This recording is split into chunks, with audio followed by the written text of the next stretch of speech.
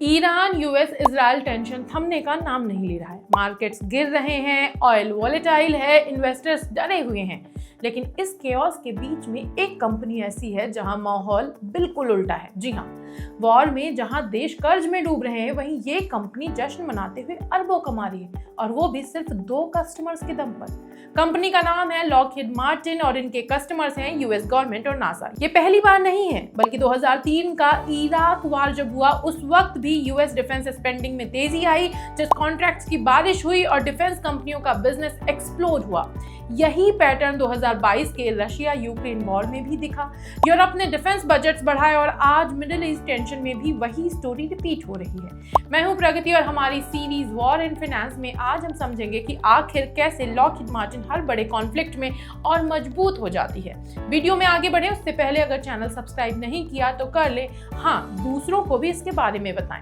1995 में बनी ये कंपनी आज दुनिया की सबसे बड़ी डिफेंस कॉन्ट्रैक्टर्स में से एक है। 2025 में इसका रेवेन्यू लगभग $75 बिलियन तक पहुंच चुका है। लेकिन असली ताकत इसके करंट प्रॉफिट में नहीं, बल्कि इसके $190 बिलियन से ज्यादा बैकलॉग में छिपी है। यानी आने वाले कई सालों के ऑर्डर पहले से बुक्ड हैं। ये इसलिए हो पाए क्योंकि यूनाइटेड स्टेट्स दुनिया का सबसे बड़ा मिलिट्री स्पेंडर है। 2025 में लगभग $1 ट्रिलियन डिफेंस पर खर्च किया है उन्होंने, और 2027 तक इसे $1.5 ट्रिलियन तक बढ़ाने की तैयारी है। और ये पैसा आखिर जाता कहां है?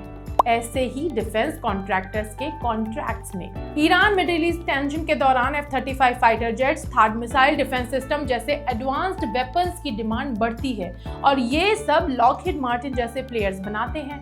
यानी हर मिसाइल, हर सिस्टम किसी ना किसी कंपनी की रेवेन्यू लाइन बन रहा है।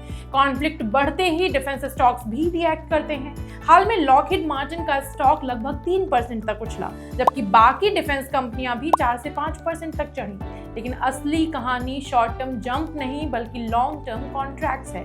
जैसे F-35 प्रोग्राम, जिसकी लाइफ टाइम कॉस्ट $1.5 ट्रिलियन से ज्यादा मानी जाती है, जिसमें कई देशों की पार्टिसिपेशन है। यानी एक वॉर सिर्फ एक कंट्री का नहीं रहता, पूरा अलायंस स्पेंडिंग बढ़ाता है। इसी वजह से ग्लोबल डिफेंस इंडस्ट्री 2024 में $679 बिलियन से ज्यादा का रेवेन्यू जनरेट कर चुकी है, जिसमें यूएस कंपनियों का ही $334 बिलियन का हिस्सा है। और अब सबसे अनकंफर्टेबल ट्रुथ, जब आम इन्वेस्टर मार्केट क्रैश, गोल्ड गिरना और अनसर्टेनिटी देखकर घबराता है, उस टाइम पर गवर्नमेंट डिफेंस बजट बढ़ा रही होती हैं, ऑर्डर्स दे रही होती हैं। यानी पैसा खत्म नहीं होता, बस इकोनॉमी से निकलकर डिफेंस इकोसिस्टम में शिफ्ट हो जाता है।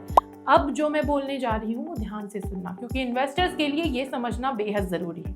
ये कंपनियां पैसा बनाती हैं, इसका मतलब ये नहीं कि हर वॉर में ब्लाइंडली डिफेंस स्टॉक्स खरीद लो, क्योंकि मार्केट एक्सपेक्टेशन पहले से ही प्राइस इन कर लेता है। लेकिन पैटर्न क्लियर है, जियोपॉलिटिकल टेंशन बढ़ता है, डिफेंस डिमांड बढ़ती है, और कंपनीज अपने फ्यूचर रेवेन्यू को सिक्योर कर लेती हैं। इसीलिए स्मार्ट इन्वेस्टर्स पैनिक नहीं करते, वो समझते हैं कि पैसा कहाँ मूव हो रहा है और उसी हिसाब से स्ट्रेटेजी बनाते हैं। और यही लॉकहीड मार्टिन का सीक्रेट है। ये वॉर का इंतजार नहीं करते, ये टेंशन पर बिल्ड करती हैं, लॉन्ग टर्म कॉन्ट्रैक्ट सिक्योर करती हैं और अनसर्टेनिटी को प्रेडिक्टेबल रेवेन्यू में बदल देती हैं। तो अगली बार जब मार्केट गिरे, न्यूज में क्योस दिखे, खुद से एक सवाल जरूर पूछना, इस क्योस में पैसा किसकी तरफ जा रहा है? क्योंकि इतिहास बार बार दिखाता है, युद्ध सिर्फ देशों के बीच नहीं होता, ये एक फाइनेंशियल गेम भी होता है, जहां कुछ लोग हारते हैं और कुछ क्वाइटली जीतते हैं। आपको ये वीडियो कैसा लगा? कमेंट करके अपनी राय जरूर दें। साथ ही चैनल को सब्सक्राइब करें और दूसरों के साथ भी शेयर करें।